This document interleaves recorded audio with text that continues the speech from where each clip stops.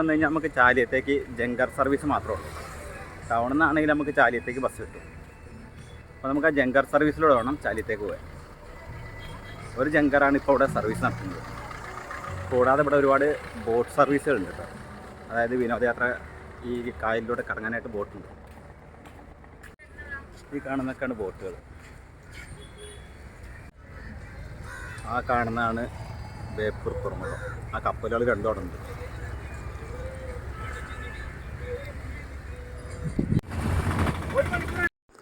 ഇപ്പം ഇവിടെ ഒരുപാട് ബോട്ടുകൾ ഇങ്ങനെ സർവീസ് നടത്തുന്നുണ്ട്.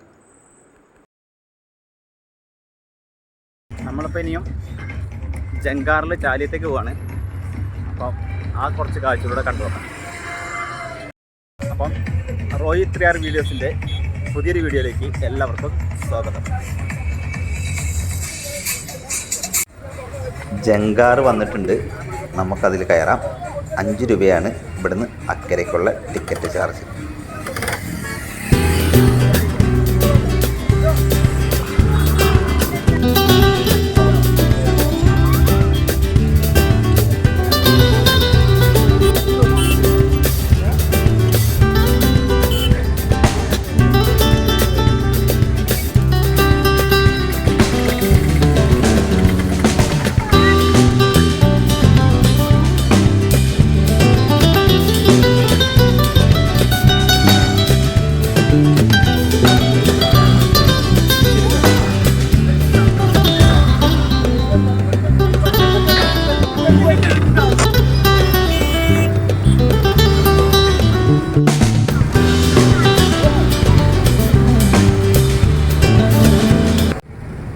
നമ്മൾ നേരത്തെ കണ്ട 2 കോസ്റ്റ് ഗാർഡിൻ്റെ കപ്പലുകൾ.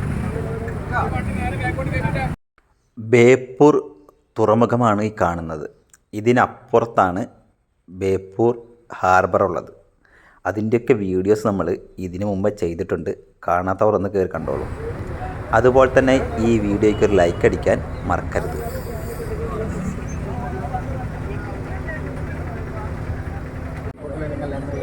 നമ്മൾ ആ കാണുന്ന ബോട്ടുകളെല്ലാം മീൻ പിടിക്കാൻ പോകുന്ന ഫിഷിംഗ് ബോട്ടുകളാണ്. അതിപ്പോൾ നമ്മുടെ ഈ ചാലിയാർ പുഴയിൽ നിർത്തിയിട്ടിരിക്കുകയാണ്.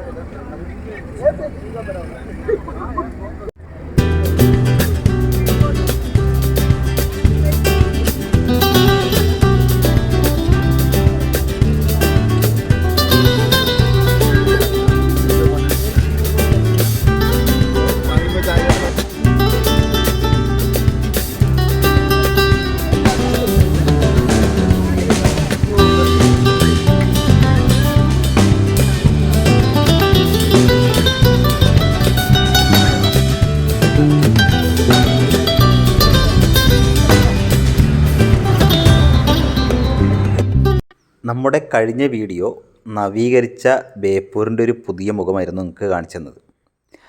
ആ വീഡിയോ കാണാത്തവർ ഒന്ന് കയറി കണ്ടോളൂ.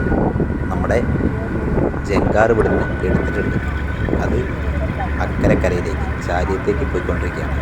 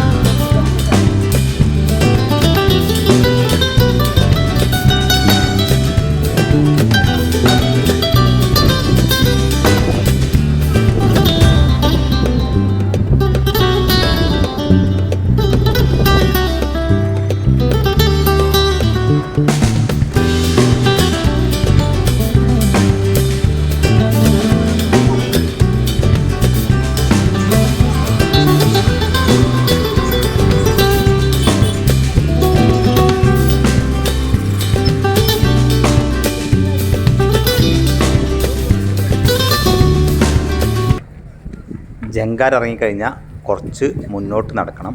നമ്മുടെ ചാലിയം ബീച്ചിലോട്ട്, നവീകരിച്ച ചാലിയം ബീച്ച്, ദി ഓഷ്യാനാസ് ചാലിയം. അപ്പോൾ നമ്മൾ അവിടേക്ക് എത്തിക്കൊണ്ടിരിക്കുകയാണ് കേട്ടോ. നമ്മളിപ്പോൾ എത്തിയിരിക്കുന്നത് ചാലിയം ബീച്ചിലോട്ടാണ്. ചാലിയം ബീച്ച് ഇപ്പോൾ അടിപൊളിയായിട്ട് മാറ്റിയിട്ടുണ്ട്. ചാലിയം ബീച്ചിലെ കാഴ്ചകൾ അടുത്ത എപ്പിസോഡിൽ കാണാം. Bye bye.